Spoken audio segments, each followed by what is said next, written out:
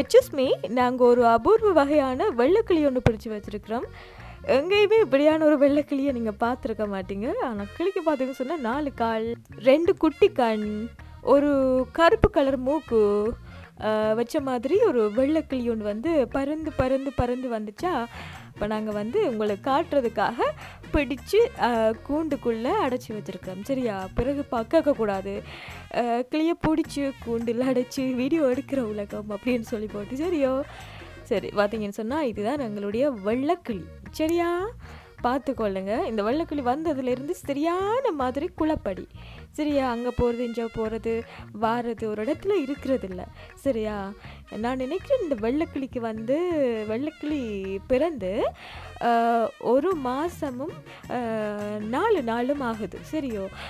இந்த கணக்குலேயே எவ்வளவு குழப்படின்னு சொன்னால் பின்ன பாருங்க அவன்